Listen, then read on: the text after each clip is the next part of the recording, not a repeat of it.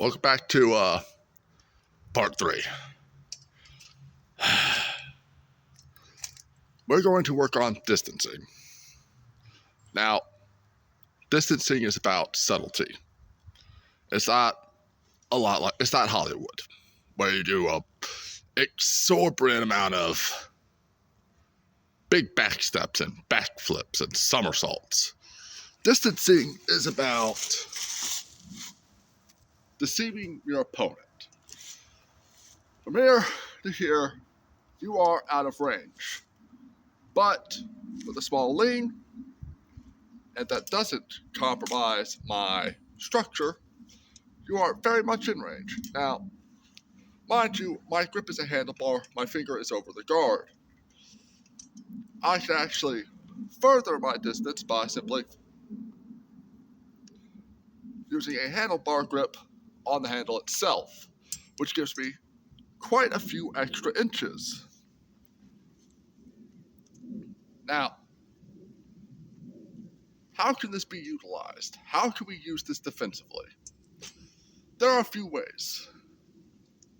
We can have opponent A, which is our typical thrust enjoyer, or step enjoyer as I like to call them. They love to step forward. They love to try to hide and get as close as possible, which benefits in our favor. Remember, in defense, we don't have to react. We just have to wait. Now, at this perfect distance, we are very much capable of striking our opponent. Now, mind you, I'm still holding the handlebar, so I can still very much boop the camera. The objective is keeping it hidden. We need to bait our opponent into taking this action. Now, if we are keeping them at long point, there's not a whole bunch we can do. We're basically playing sword play and leverage. Try to keep the long point away. But let's pull it back a bit. Let's keep it relaxed. Let's keep it near the hip. All right. Now, this hides our true distance, making it harder to judge. Keeping the sword up, or at least a little bit like this, it makes it tedious. It gives the illusion we're open. What we're trying to do is get them to go forward. We want them to step forward. We want them to thrust. All right, we want to look like we do not have the distance. When we add technicality, we very much do. All right, there's the same result, but with less movement. Remember, simplicity is king. It will always be king. So, how do we handle this? We want to hold it in this position. All right. We have a hand guard for a reason. Now, are we still susceptible hand snipe? Yes. If they do it, are they a gremlin? Yes. But can you punish them for trying it? Absolutely. Because that still requires them to go forward. All right. Our objective is to make them target any part of our body and not pay attention to this. Because if you don't know the distance, you're bound to make mistakes. Understand, this sword is about 5 foot in length. A majority of it is the blade. The handle doesn't take up that much. So, as shown in figure 2, it's very simple deflection. Very simple. We barely threaten our structure at all, while still retaining the ability to move and defend. All right? Now, let's say they try to go low. As we've seen, with our basic triangle, we don't have a lot of distance here. All right? If you see it, the distance from here to this sword, we lose a lot of that down here. How do we rectify? It's simple. We hold the same position and we step back. All right, it's very simple. Because again, we don't need to do the Olay. We just simply need to get their sword to miss. You step back slightly. You don't compromise your position. They go for the snipe, it's just, that's it. Because at this point, they are effectively moving into your range. And mind you, our range, even though I'm here, I can still very much reach without compromising my structure. That is our subtlety of distance. How do we discover our distance, is what you're asking. Well, if we go to the book, The Academy of the Sword, our distance is from our body to here. This is our main circle.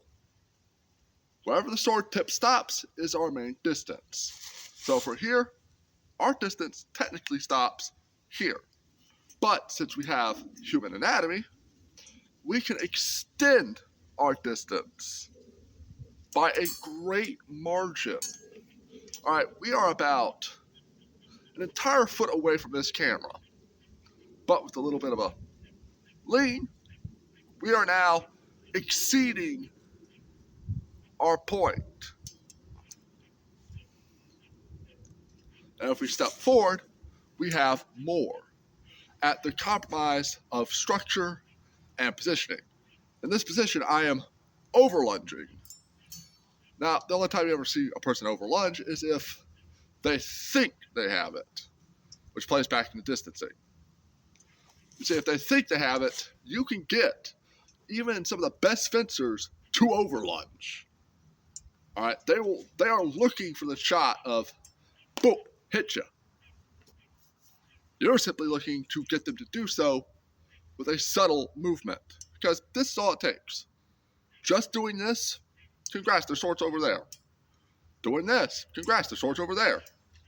They would have to retreat and restrike. Mind you, at this position, we just do this and still get the same effect without even moving from our spot. While they are doing everything to get through, all we have to do is just, and they go for a deflect. We're down to figure C, page 49 of Academy of the Sword. This is a very familiar position. As we've seen in this book, they try to counter thrust or counter attack, and we are moving our sword from here to here, pressing down, and then just, that is one of the figures. Of course, if we do get into close quarters, it is best to keep your hand off your hip.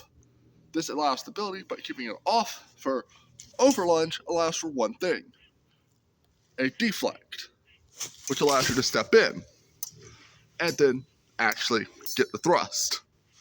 Because again, your hand, in historical times, your hand would typically be covered by a leather glove. Duelists wore thick leather gloves to protect their hands, and it was often used to push away the sword so they could stab their opponent. God, I'm never getting monetized. Honestly, I wish I could bring better content. I don't run off a script. This is all freestyle. But back to the point. We've explained and shown distancing. If I had a partner, it would be a lot easier to explain. But I don't. So bear with me. Now, if any of y'all could recommend me a good site to where I could buy a test dummy or a thing that holds a sword, whatever it's called, for a reasonable price, I could set that up.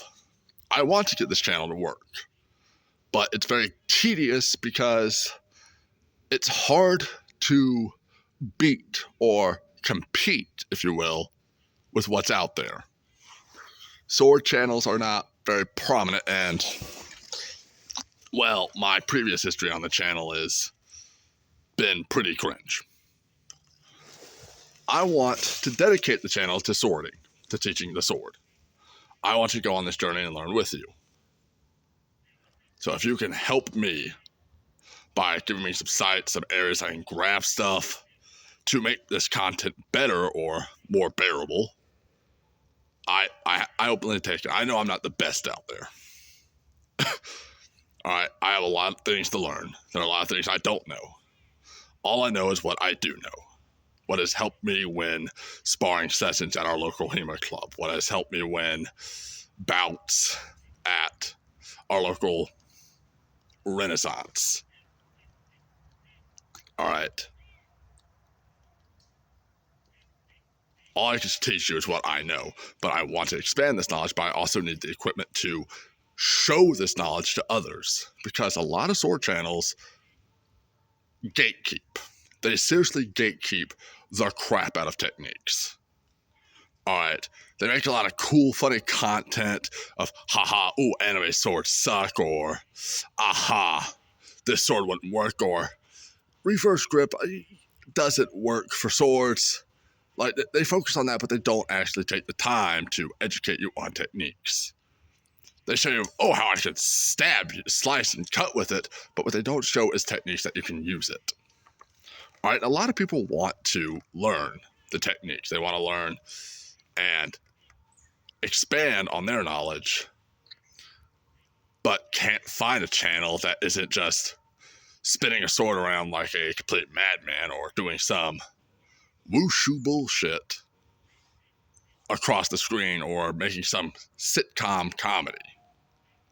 I want this channel to be where I can learn techniques and then explain and then teach them, but I don't know where to get equipment. I don't know where I can get affordable equipment that isn't going to cost me $3,000. That book, Academy of the Sword, which was shown in part 2, that book cost nearly $120. That was not a cheap book. And I studied it meticulously, and I've learned a lot of things, but I can't show it without show all the techniques without having some form of equipment to allow me to demonstrate. What you're resting right now on a char griller, a professional grill and smoker char griller, while I am yapping. So if anyone in the comments could guide me to something where I can get another one, I already know where to get one of these. I know where to pick one of these up. And maybe help me find a sword or a dummy that can hold a sword. I could then jerry-rig something up where I could hook you to the dummy while the sword's being held to explain how things work. I'm not the easiest to work with, and I'm not the best to work with. I'm just trying to do something, to actually take a step into something I want to do, but it's hard to put the content out when I don't know what I need. I have not gone to these $50 classes or $120 or $200 a month classes to learn part 1, 2, 3, and 4 that may or may not work. This is all by scratch. I want my content to be as genuine and as authentic as possible. I want you to feel those same reflections I'm feeling when I'm posting this, the same chaotic energy of, okay, what the fuck do I say next? I'm not running off a script. I'm not running off something that I rehearsed. I'm running off what my mind's running right now. It may be a detriment, but I want you to feel the raw emotion and explanation of what I'm trying to convey. I want to present how I present.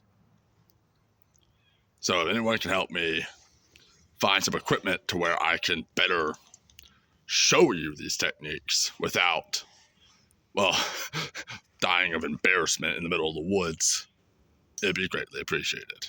But for right now, this is part 3, because distancing doesn't need a very lengthy explanation. It's pretty simple how it's used. Though I want to expand on it, but I can't do so without some equipment. So if anybody can help me find this equipment, I will be greatly appreciative. I will mention you in the next video. And if I could, I wish I could, maybe help me find someone in the local area that would be happy to help me make this a reality and boost this channel up. So, see you later.